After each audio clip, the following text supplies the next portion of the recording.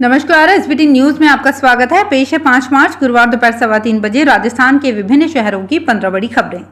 दिल्ली के रिठाला इलाके में आज गुरुवार तड़के झुग्गी बस्ती में भीषण आग लग जाने से करीब 50 झोपड़ियां जलकर खाक हो गई। इस घटना में एक लड़की की मौत हो गई और एक बच्चा घायल हो गया है। अधिकारी ने बताया कि दिल्ली अग्निशमन सेवा ने बचाव अभियान चलाया और झुग्गियों में तेजी से फैल रही आग पर काबू पाने के लिए करीब 16 दमकल गाड़ियां तैनात की गई। मीडिया के अनुसार आग लगने के बाद से एक लड़की के लापता होने की सूचना है। तलाश के प्रयास जारी हैं। आग लगने के सटीक कारण का अभी तक पता नहीं चल पाया है।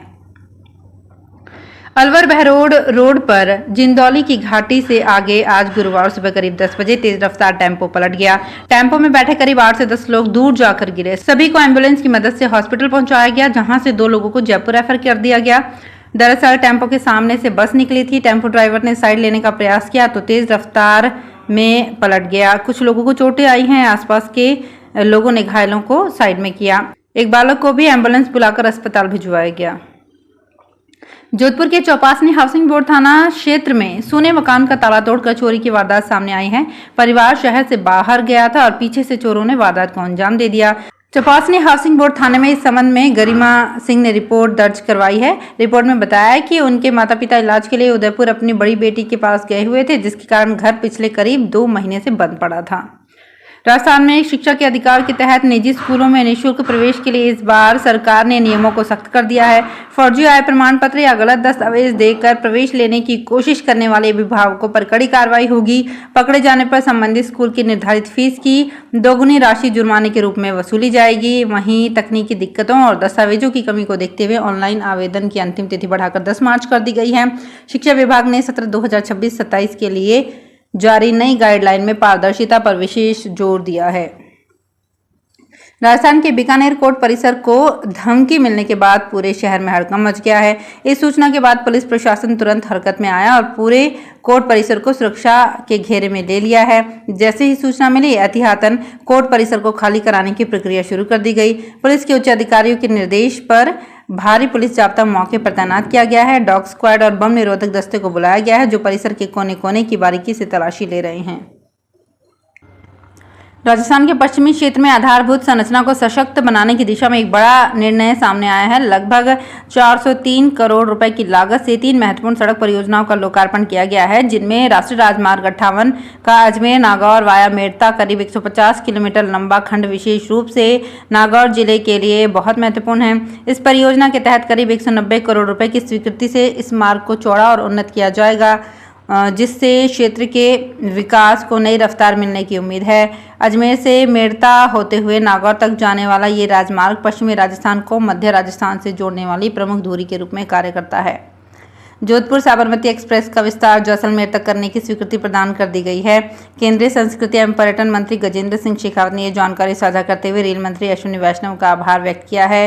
केंद्रीय मंत्री शेखावत ने कहा कि अत्यंत हर्ष का विषय है कि मेरे आग्रह पर रेल मंत्री ने जोधपुर साबरमती एक्सप्रेस का विस्तार जैसलमेर तक कराने की स्वीकृति प्रदान की है।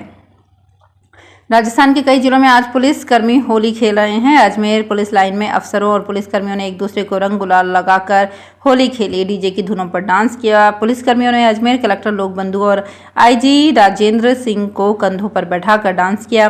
वहीं एसपी वंदिता राणा काला चश्मा लगाकर होली खेलने पहुंची। उन्होंने जवानों को रंग लगाकर जश्न मनाया। कोटा में एसपी तेजस्विनी गौतम के नेतृत्व में पुलिस लाइन में अधिकारी और जवानों ने राजस्थानी वेशभूषा में रंग गुलाल लगाकर होली का जश्न मनाया।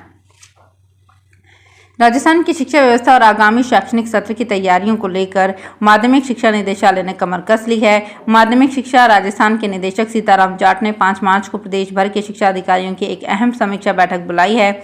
ये बैठक शाम 4:30 से 6:30 बजे तक वीडियो कॉन्फ्रेंसिंग से होगी। बैठक में प्रदेश के सभी संयुक्त निदेशक, मुख्य जिला शिक्षा अधिकारी, डाइट के प्रधानाचार्य, CBEO और सभी PEEO, UCEEO को अनिवार्य रूप से संबंधित DOIT केंद्रों से जुड़ने के निर्देश दिए गए हैं।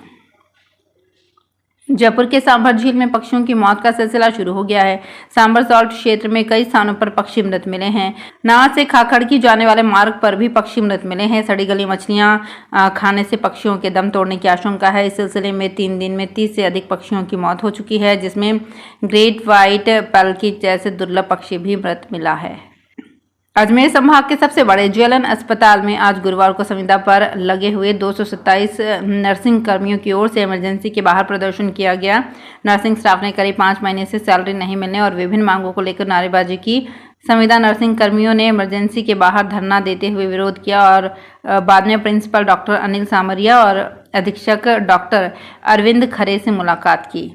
उन्हें विभिन्न मांगों का ज्ञापन दिया गया। नर्सिंग स्टाफ ने चेतावनी दी कि अगर 2 दिन के अंदर उनके अकाउंट में 5 महीने की सैलरी नहीं डाली गई तो सभी हड़ताल पर उतरेंगे।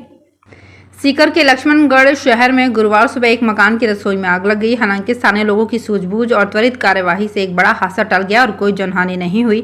ये घटना हमीरपुरा जाने वाली सड़क पर पानी की टंकी के पास स्थित राजकुमार माहिज के घर हुई। आग रसोई में लगी जिससे वहां रखे बर्तन और अन्य घरेलू सामान जलकर नष्ट हो गए। घर से अचानक धुआं उठता देख परिजनों और आसपास के लोगों को आग लगने का पता चला। सूचना मिलते ही स्थानीय लोगों ने तुरंत आग बुझाने का प्रयास शुरू कर दिया और नगर पालिका की दमकल को भी सूचित किया गया। अखिल भारतीय कांग्रेस कमेटी की महासचिव एवं लोकसभा में सांसद प्रियंका गांधी शिमला पहुंच गई हैं। वो शिमला के छराबड़ा में अपने घर पर ठहरी हुई हैं। मीडिया के अनुसार प्रियंका गांधी अगले 4-5 दिन वहीं रुकेंगी और छुट्टियां मनाने आई हैं। बताया जा रहा है कि प्रियंका गांधी चंडीगढ़ तक हेलीकॉप्टर से पहुंची और वहां से सड़क मार्ग से होते हुए शिमला आई। उनके निजी दौरे को गोपनीय रखा गया है। 1-2 दिन बाद प्रियंका गांधी हनुमान मंदिर जाखू में दर्शन को पहुंच सकती हैं। राजस्थान में मार्च की शुरुआत के साथ ही गर्मी ने तेवर दिखाने शुरू कर दिए हैं। राज्य के कई जिलों में तापमान तेजी से बढ़ रहा है और दिन में झुलसाने वाली धूप लोगों को परेशान करने लगी है। हालात ये हैं कि पश्चिमी राजस्थान के कई इलाकों में अधिकतम तापमान 40 डिग्री सेल्सियस के करीब पहुंच गया है। मौसम विभाग ने आने वाले 2 से 3 दिनों में तापमान में और बढ़ोतरी की संभावना जताते हुए पश्चिमी जिलों में गर्म हवा चलने का अलर्ट जारी किया है। मौसम वैज्ञानिकों के अनुसार अरब सागर में बने एंटी साइक्लोन सिस्टम की वजह से राजस्थान समेत पश्चिमी और मध्य भारत के कई हिस्सों में तापमान तेजी से बढ़ रहा है। इस सिस्टम के प्रभाव से आसमान साफ है और पश्चिम से आने वाली गर्म हवाएं प्रदेश के तापमान को तेजी से ऊपर ले जा रही हैं। कोटा के विश्व स्तरीय पर्यटन स्थल चंबल रिवर फ्रंट के संचालन को लेकर केडीए को फिर से टेंडर करने पड़ेंगे। इसके संचालन के लिए किए गए टेंडर में शामिल हुई दोनों फर्म तकनीकी बिड में ही फेल हो गई। इसके चलते केडीए को फिर से तीसरी बार टेंडर करना पड़ा।